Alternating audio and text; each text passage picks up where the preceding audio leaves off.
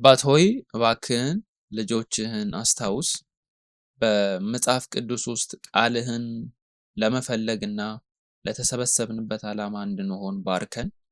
አባት ሆይ በአስርቱ ትእዛዛት የበረከት መተላለፊያ በእኛ በኩል እንዲፈስ በዙሪያ ያሉትን ሁሉ ለመድረስና ከእኛ ጋር ያሉትን ሁሉ እንዲደርስ በእኛ በኩልም እንዲፈስ በእውነት እንፈልጋለን። አባት ሆይ ይህን ቃል ለመቀበል ብቁ ሆነን አይደለም፣ ነገር ግን ብቸኛው ተስፋችን ጸጋ ስለሆነ ልባችንን ታበራ ዘንድ መንፈሳዊ አይኖቻችንን ትከፍት ዘንድ አባታችን ካለው ልብ ጋር በእውነት እንድንገናኝ እጸልያለሁ። አስርቱም ትእዛዛትን ስታብራራልን አባት ሆይ እባክህን መንፈስህ ይርዳን። እናመሰግንሃለን በኢየሱስ ክርስቶስ ስም አሜን። ዛሬ የአስርቱ ትእዛዛትን ተከታታይ ሁለተኛውን እንቀጥላለን።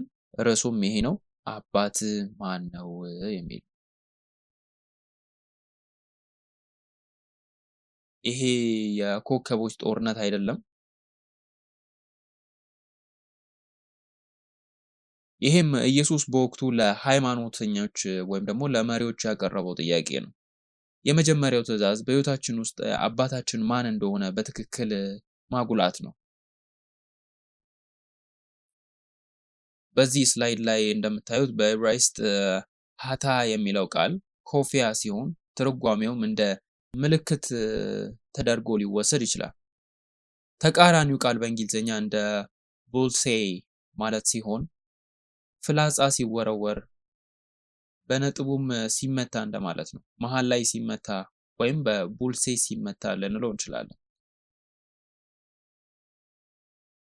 ስለዚህ በዕብራይስጥ ጽድቅ ወይም በሄብሪው ባለው ቃል ውስጥ ሳዳክ ማለት ሲሆን አንድ ነገር በትክክለኛ ግንኙነት ውስጥ የተቀመጠ ማለት ነው። ስለ ኃጢአት ተቃራኒ የሆነው የጽድቅ ህይወት ስንነጋገር ከእግዚአብሔር ጋር ስላለው ትክክለኛ ግንኙነት እየተነጋገርን ነው። የእግዚአብሔር ቃል ከሱ ጋር ወደዚያኛው ትክክለኛው ግንኙነት እንዲያመጣ እንጸልያለን። ሌላ ተስፋ ስለሌለን ማለት ነው።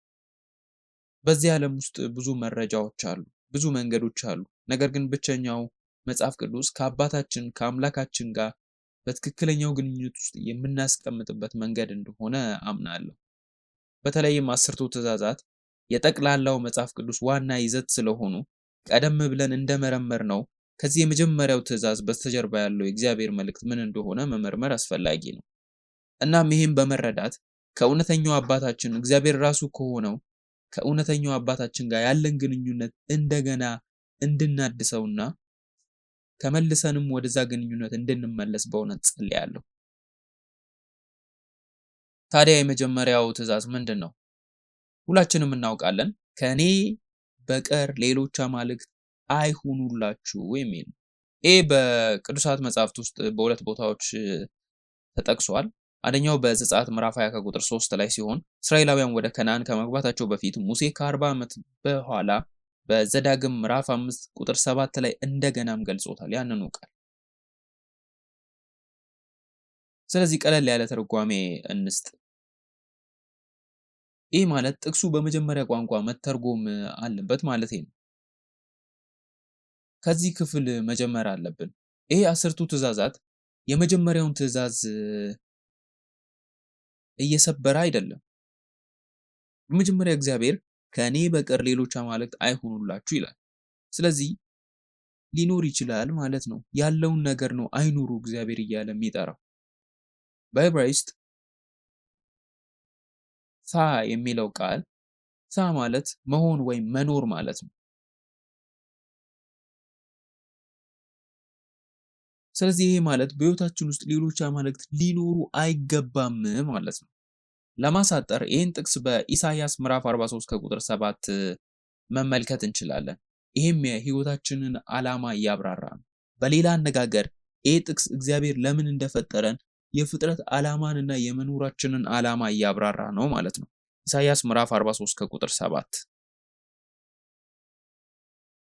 በስሜ የተጠራውን ለክብሬም የፈጠሩትን የሰራሁትንና ያደረጉትን ሁሉ አምጣ እለዋለሁ ይላል።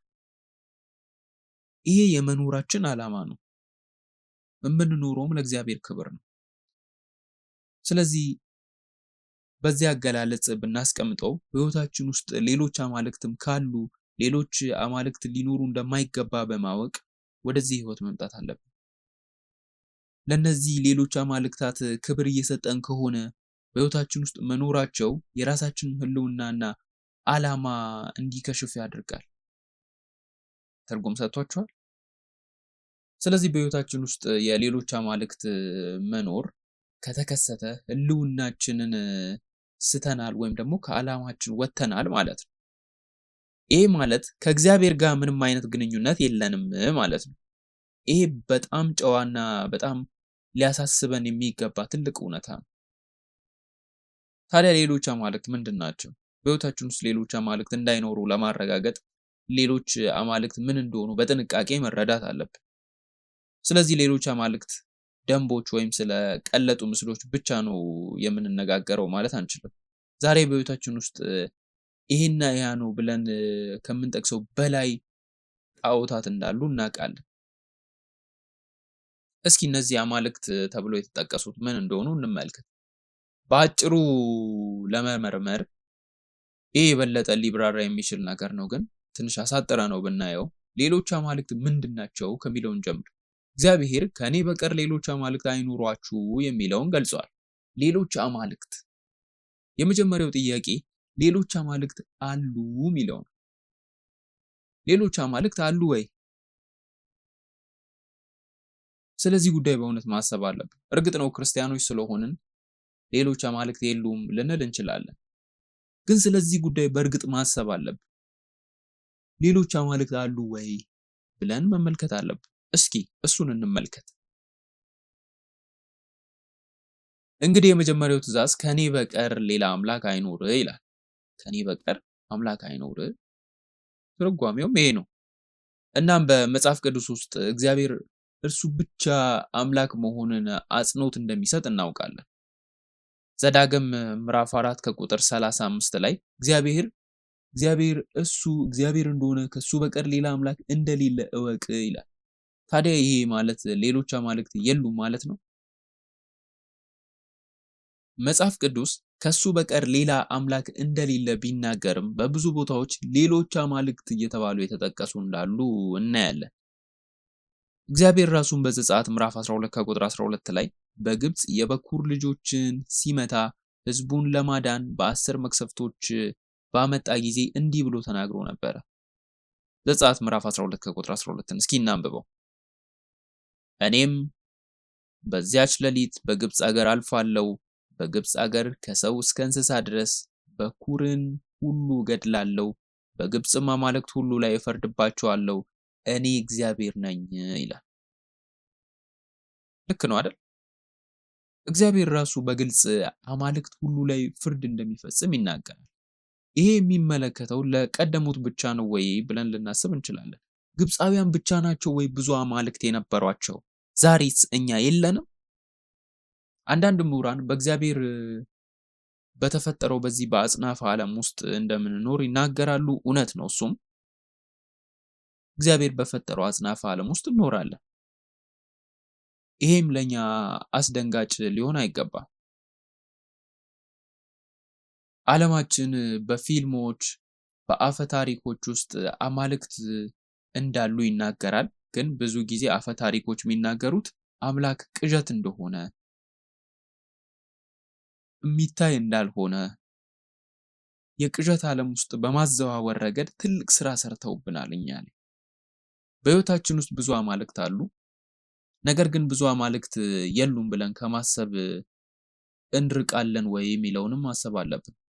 በእግዚአብሔር አምናለሁ፣ ሌሎች አማልክትን ማወቅ አለብኝ እንዴ ብለንም ልንጠይቅ እንችላለን። በዕብራይስጥ ኤሎሂም ነው። እግዚአብሔር በመጀመሪያው የፍጥረት ትዕይንት ላይ ሲናገር ተመሳሳይ ስም ይጠቀማል። ስሙም ኤሎሂም ነው። ብዙ አማልክት በእንግሊዝኛ እግዚአብሔርን እንደ ዋና አምላክ አድርገው ካቀረብነው በቀር ሌሎች አማልክት ሁሉ እግዚአብሔር እንዳልሆኑ ይናገራል። ይሄ ማለት ሌሎች አማልክት የሉም ማለት አይደለም። እንደ ክርስቲያኖች በሕይወታችን ውስጥም በዙሪያችን ብዙ አማልክት እንዳሉ ጠንቅቀን ማወቅ አለብን ብዬ አስባለሁ። ስለዚህ ጠላታችን ማን እንደሆነ በትክክል ማወቅ እንችላለን። አዲስ ኪዳን ብዙ አማልክት እንዳሉ ያስጠነቅቀናልና በእኛ ላይም ጥንቃቄ ወስደን እንድንመላለስ ይነግረናል። ለምሳሌ በአንደኛ ቆሮንቶስ ምዕራፍ 8 ከቁጥር 5 እስከ 6 ላይ ሐዋርያው ጳውሎስ አንድ አምላክ ብቻ እንዳለ የኑዛዜ አካል እንዲሆንም ይናገራል። እንደዚህ ተብሎ ይነበባል። አንደኛ ቆሮንቶስ ምዕራፍ 8 ከቁጥር 5 እስከ 6 መቼም ብዙ አማልክትና ብዙ ጌቶች አሉ፣ ነገር ግን በሰማይም ሆነ በምድርም ሆነ አማልክት የተባሉ ምንም ቢኖሩ ለእኛስ ነገር ሁሉ ከሱ የሆነ እኛም ለሱ የሆንን አንድ አምላክ አብ አለን። ነገር ሁሉ በሱ በኩል የሆነ እኛም በሱ በኩል የሆንን አንድ ጌታ ኢየሱስ ክርስቶስ አለን ይላል። በሱ ዘመን ብዙ አማልክትም ነበሩ። ታዲያ ሌሎች አማልክት ምንድን ናቸው? በዚህ ጊዜ ህይወታችንን የሚገዛው እግዚአብሔር ነው፣ ንጉሳችን እሱ ነው፣ በህይወታችን ውስጥ ጌታ እሱ ነው ብለን እየጠራን ያለንም እንሆናለን። እኛ እንደ ኮሪያ ሁሉ የኬፓፓ በዓለም ዙሪያ በጣም ታዋቂ የሆኑትን መጥቀስ እንችላለን። እነዚህ ታዋቂ የኬፓፓ ባንዶች ምን ይባላሉ? ጣዖታት ነው አይደለም የሚባሉት? ጣዖታት የሚባሉበት ምክንያት አለ። ልባችንን የሚማርክና እንድናመልክ የሚያደርግ ማንኛውም ነገር እንደምታውቁት ለምሳሌ የግሪክ አምላክን ወይም ደግሞ አማልክትን ብትመለከቱ በጣም ውብ ናቸው። በዚህ አይነት መንገድ የተሰሩም ሊሆኑ ይችላሉ።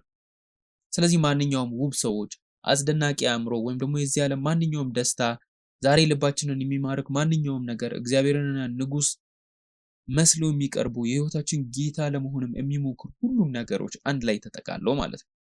በእግዚአብሔር ቦታ የሚቀመጥ ማንኛውም ነገር ጣዖት ነው። ስለዚህ በህይወታችን ውስጥ ሌሎች አማልክት አሉ ወይ የሚለውን በዚህ መንገድ መጠየቅ አለን። ለምሳሌ በማቴዎስ ወንጌል ምዕራፍ 6 ከቁጥር 24 ላይ ኢየሱስ ለሁለት ጌቶች መገዛት አይቻልም ይላል። እግዚአብሔርንም ሀብትንም አንድ ላይ ማምለክ አይቻልም። እግዚአብሔርን ከገንዘብ ጋር ያመሳስለዋል። ማቴዎስ ወንጌል ምዕራፍ 6 ከቁጥር 24 ላይ ኢየሱስ ለሁለት ጌቶች መገዛት የሚችል የለም፣ አንዱን ይጠላል፣ ሁለተኛውን ይወዳል፣ ወይም ለአንዱ ይገዛል፣ ሌላውን ይንቃል። ለእግዚአብሔርና ለገንዘብ መገዛት አትችሉም የሚለውን ጥቅስ እናያለን። ወደ ኢየሱስ የመጣው ወጣት ባለጠጋው ወጣት ታሪክን ታስታውሳላችሁ አይደል? በመጨረሻ የዘላለም ሕይወት ጌታ እንዴት እንደሚሰጥ ለመጠየቅ መጣ። በኢየሱስም ፊት ቆሞ ጌታ ሆይ የዘላለም ሕይወት ለማግኘት ምን ማድረግ እችላለሁ ሲል ጠየቀው። ኢየሱስም ለሀብታሙ ሰውዬ ምንድን ነው ያለው? ንብረትን ሽጠ ለድሆች ስጥ፣ ከዚያም ናና ተከተለኝ አለው። ሰውየው ወደ ኢየሱስ ተመልሷል? አልተመለሰም። ወጣቱን በጣም አዝኖ እያዘነ ተመለሰ። ያ ወጣት ያልተመለሰበት አንድ ምክንያት አለ። ሀብታም ነበር፣ ብዙ ንብረት ነበረው። ማቴዎስ ወንጌል ምዕራፍ 19 ከቁጥር 22 የሚለው ይሄንን ነው።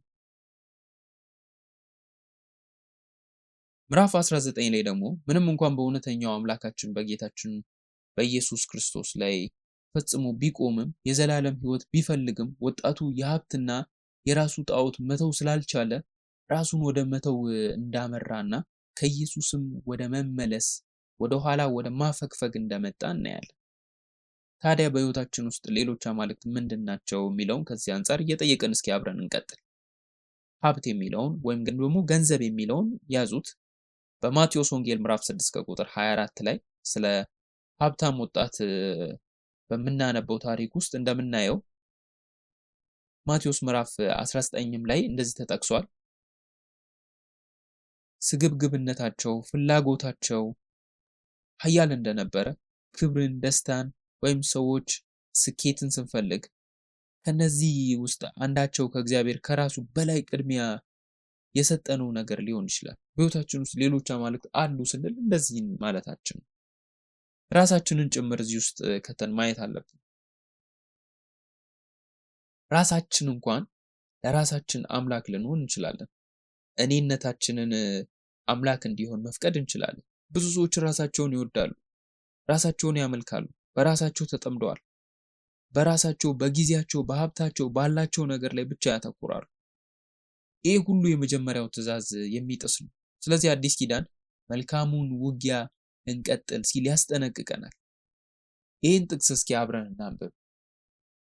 ቁጥር 12 እና 13 ላይ ነው የሚገኘው። በኤፌሶን ምዕራፍ 6 ላይ ያለውን እስኪ እንመልከት።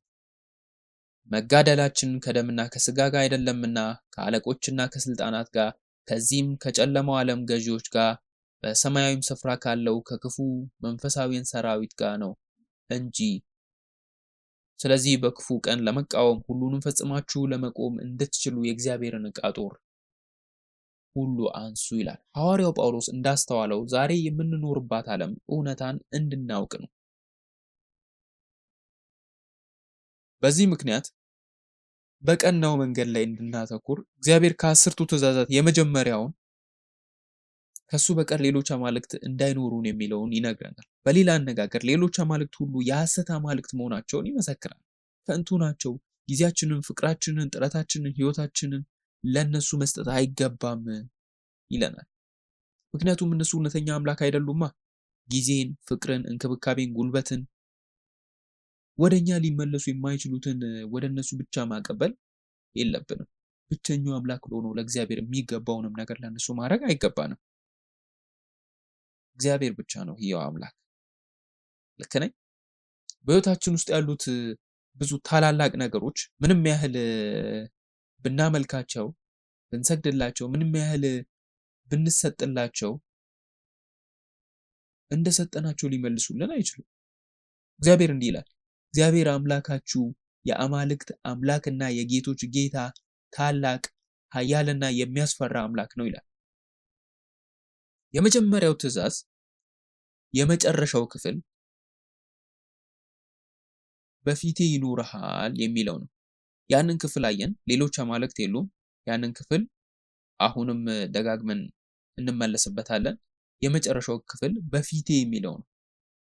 በዕብራይስጥ ቃሉ ፊቴ ነው። ስለዚህ በፊቴ የሚለው ቃል ቃል በቃል ትርጉሙ ይሄ ነው፣ በእግዚአብሔር ፊት እንደማለት።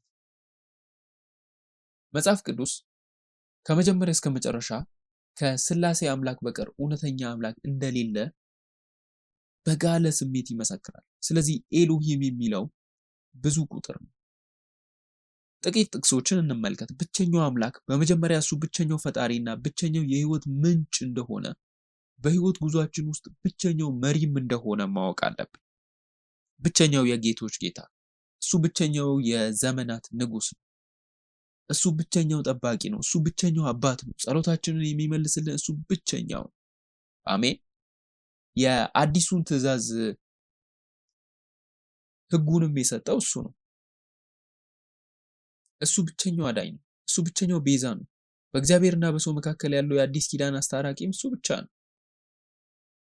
እሱ ብቸኛው ዋና ዳኛ፣ ዋና ፈራጅም። እሱ ብቸኛው የእምነት ፈጣሪ ነው። እሱ ታላላቅ ድንቆችን የሚያደርግ ብቸኛው አምላክ ነው። አሜን። በግሪክ ሞኖስ የሚለው ቃል ብቻ ማለት በዚህ ክፍል ውስጥ ብቸኛው አካል እንደማለት ነው። እግዚአብሔርን አባ ብለን የምንጠራበት የልጅነት መንፈስ ተሰጥቶናል። ስለዚህ በማጠቃለያው ትልቁ የጣዖት አምልኮ አይነት ኢየሱስ ክርስቶስን አለማወቅ ነው። ከሰማይ ወደዚህ ምድር የመጣውን እውነተኛ አምላክ ኢየሱስ ክርስቶስን አለማመን ነው። ይሄ በጣም ከባድ የጣዖት አምልኮ አይነት ነው። በሬቨረንድ አብርሃም ፓርክ የቤዛነት ታሪክ ተከታታይ መጽሐፍ 7ኛው ክፍል ላይ የሚገኝ ሐረግ ነው። ኢየሱስ ክርስቶስ እሱ ማን ነው የሚለው ዮሐንስ ምዕራፍ 1 ከቁጥር 1 ላይ እሱ በመጀመሪያ ቃል ነው ይላል። የመጀመሪያው ትእዛዝንም ያስጠነቅቃል። በሕይወታችን ውስጥ ሌሎች ጣዖታት፣ ሌሎች አማልክት ሲኖሩ መንፈሳዊ እይታችን ይታወራል። ስለዚህ እግዚአብሔርን ማወቅ አንችልም። ልክ እንደ እውነተኛ ሀብታም ወይም ኢየሱስን ሳያውቁ ብቻ ሳይሆን እግዚአብሔርን የሚሳደብ ሰውም ሊገጥሙን ይችላሉ። ወይም ደግሞ እንደፈረዱት የሃይማኖት መሪዎችም ሊሆን ይችላል። እውነት ነው፣ ያ ነገር አለ። ቀደም ብሎም አሁንም ቢሆን አለ። በሁለተኛ ቆሮንቶስ ምዕራፍ 4 ከቁጥር 4 ላይ ተጽፏል። ሁለተኛ ቆሮንቶስ ምዕራፍ 4 ከቁጥር 4 እንዲህ ይላል፣ የእግዚአብሔር ምሳሌ የሆነውን የክርስቶስን የክብር ወንጌል ብርሃን እንዳያዩ የዚህ ዓለም አምላክ የማያምኑትን ሰዎች አእምሮ አሳወረ ይላል። በዚህ ክፍል ላይ እንድናተኩር እፈልጋለሁ። ብርሃን የሚመጣው ከየት ነው? ከወንጌል ነው አይደል? ከቃሉ፣ ከቅዱሳት መጻሕፍት፣ ከአስርቱ ትእዛዛት የእግዚአብሔር ቃል ፍሬ ከሆነው ከኢየሱስ ክርስቶስ ነው። በአእምሮአችን ውስጥ በሌሎች አማልክት የተጠቀጠቅን ከሆነ የአስርቱን ትእዛዝ የተዛባ ግንዛቤ ሊኖረን የሚችለው በአእምሮአችን ውስጥ ሌሎች አማልክትን ከሞላን ነው። እግዚአብሔር ለእኛ የሰጣቸው አስርቱ ትእዛዛት በትክክል መረዳት ማድረግ ያለብን ዋናው ነገር በሕይወታችን ውስጥ ሊኖረን የሚችለውን አማልክት ሁሉ ለአምላካችን መናዘዝ እና ከዚህ ሁሉ ሌሎች አማልክቶች ከማገልገልና እንደ ባሪያ ለነሱ ከመገዛት ነፃ እንዲያወጣን ለመጠየቅ። እንዲህ ስናደርግ ቅዱሳን መጻሕፍት ለእኛ ግልጽ እንደሆኑልን አምናለሁ። አይኖቻችን ከእንግዲህ እንደማይታወሩ ነገር ግን እውነተኛው አባታችንን ለማየት ክፍት እንደሆኑ እንደሚቆዩም አምናለሁ። ይህ ችግር የመጀመሪያው በኤደን ገነት ውስጥ ከነበረው የመጀመሪያው ኃጢአት ጀምሮ ነው። አዳም በኤደን ገነት የመጀመሪያውን ትእዛዝ ጥሷል። ለምን? ምክንያቱም ወደዚህ ጥቅስ ከተመለስን የወንጌል ብርሃን ቃሉ ምንድን ነው የሚለውን ኢየሱስ ራሱ ቃል እንደሆነ ይናገራል። ስለዚህ ይሄ በእውነት የኢየሱስ እውነተኛው አካል የሆነው የቃሉ አስፈላጊነት ትኩረታችንን ሊስብ ይገባል። ለዚህ ነው ምስልን አታድርግ፣ ምንም አይነት ቅርጻ ቅርጽ አታድርግ፣ ድምፄን ስማ፣ ቃሌን አንብብ፣ ቃሌን ጠብቅ የሚለን። አዳም በኤደን ገነት ውስጥ የመጀመሪያውን ትእዛዝ እንዴት ነው የጣሰው? የእግዚአብሔርን ቃል ስለረሳ ነው አይደል? በምትኩ የእባቡን ድምፅ የሚሰማ ሌላ ጣዖት ፈጠረ።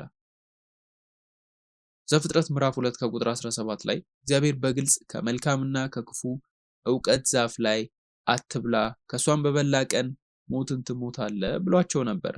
ለሚወደው ልጁ ይህንን ከበላ ትሞታለህ አለው። ነገር ግን ምን ይዞ ተቀመጠ? እባቡ ለሴቲቱ ነገረ። የእባቡን ቃል አትሞቱም የሚለውን ሰሙ። አዳም እዚያ መምረጥ የነበረበት ሁለት እርስ በርስ የሚጋጩ አባባሎች አሉ። በእርግጥ ትሞታለህ ተብሏል። ከአባቱ ነው ይሄንን የተባለው። ከእባቡ ደግሞ አትሞትም ተብሏል። ቀላል ነው። የሰው ልብ በተፈጥሮ የተሻለ ወደሚመስለው ነገር ያዘነብላል፣ መሞት ወይም አለመሞት። በእርግጠኝነት አትሞት የሚለው ቃል ለስጋዊ ፍላጎቱ ደስ የሚል። የመጀመሪያው ኃጢአት የመጀመሪያው በዚህ መንገድ ሆነ። ዛሬም በተመሳሳይ መንገድ እንደምንታለል እና እንደምንታገልም ጭምር አምናለሁ። የእግዚአብሔርን ቃል ከሁሉም በላይ እናስቀምጠዋለን። ሌሎችም የእባቡን ቃላቶች የምንሰማበት አጋጣሚዎችን እንፈጥራለን። ኢየሱስ ለሃይማኖት መሪዎች የተጠቆመው ይህንኑ ነው። ምንም እንኳን እነሱ የሕግ ባለሙያ ቢሆኑም አባታችሁ ዲያብሎስ ውሸታም ነው አለ። እባቡ እንደዋሸውና አዳምና ሔዋን በእባቡ ቃል እንዳመኑት መላው የሰው ዘር ተመሳሳይ መንገድን ተከትሏል።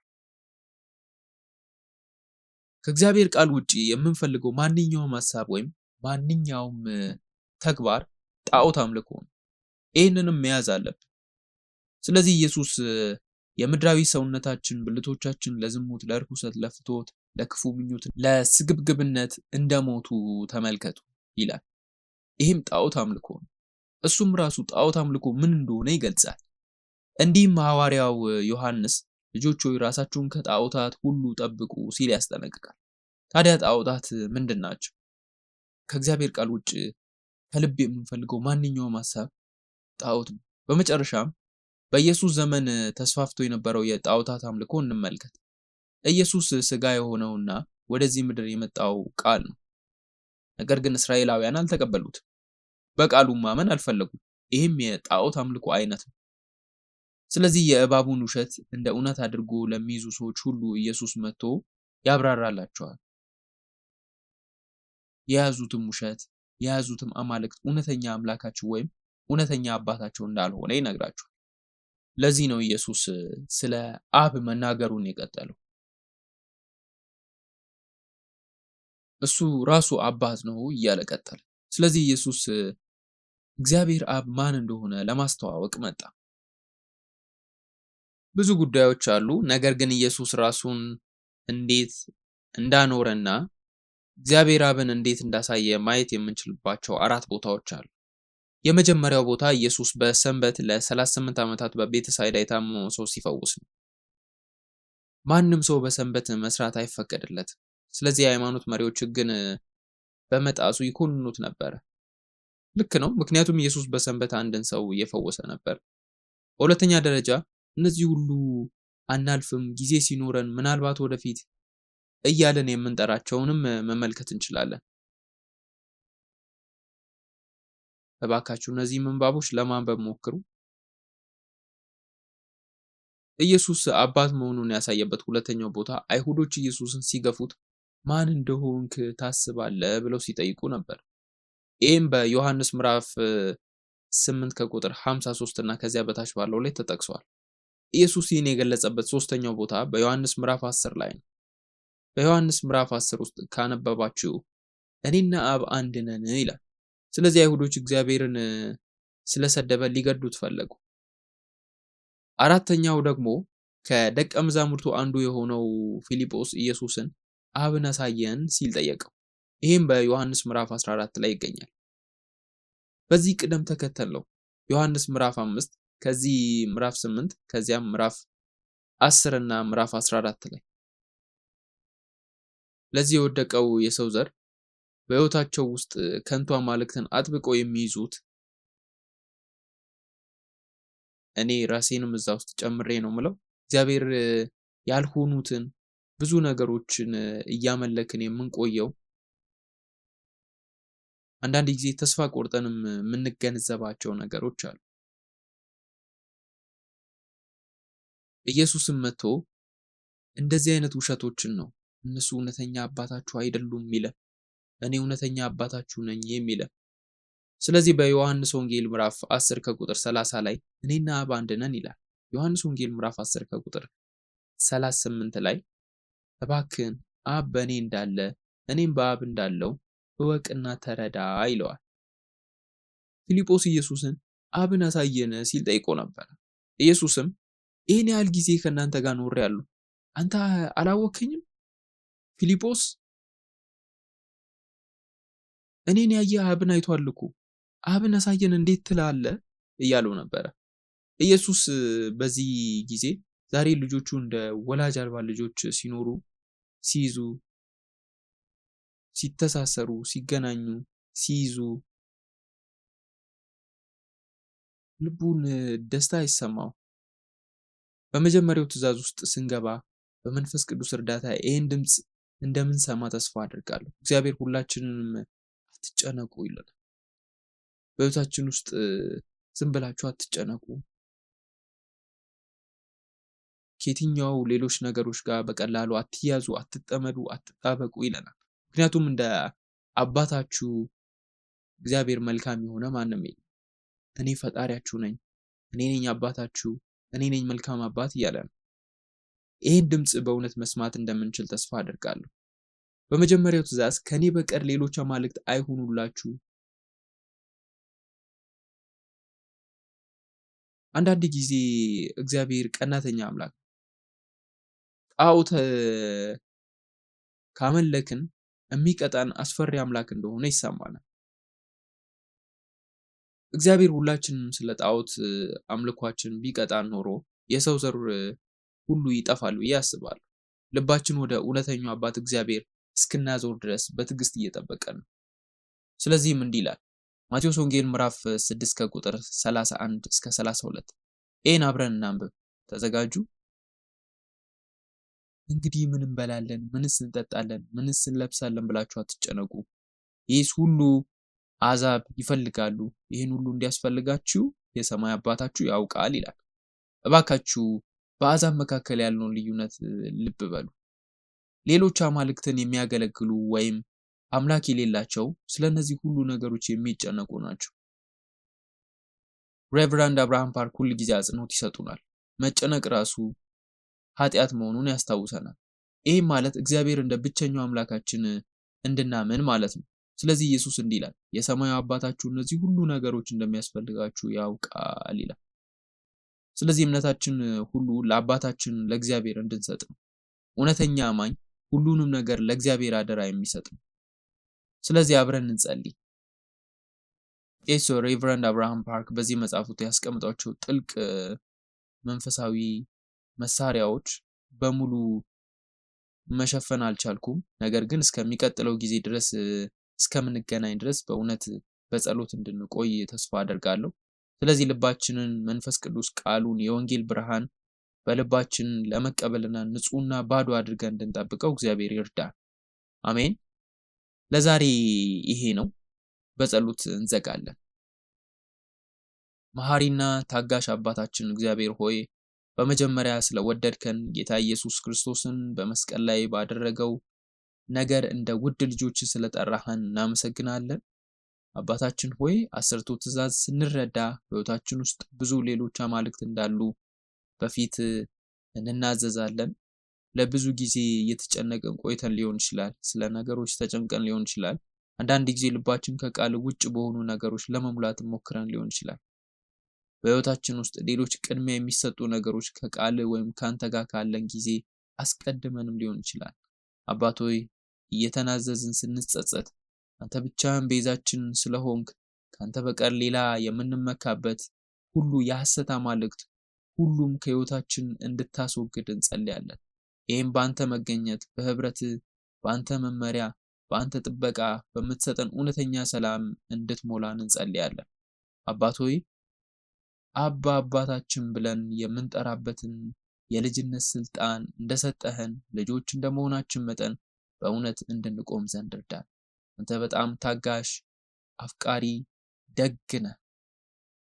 ሁሉን አዋቂ፣ ሁሉን የምትችል፣ ለኛ ማድረግ የማትችለው ምንም ነገር የሌለ በመጀመሪያ ትእዛዝ ላይ በመመስረት ካንተ ጋር ያለንን የፍቅር ህብረት መፈጸም እንድንችል እዚህ የተሰበሰቡት አባላት በሙሉ በልባችን ሙሉ በሙሉ እንድናምን እርዳን። አባት ሆይ ሙሉ በሙሉ መመስከር ያልቻልኳቸው ብዙ ክፍሎች ቢኖሩም መንፈስ ቅዱስ ልባችንን እንዲነካ ልባችንን እንዲያነሳሳልን እንጸልያለን።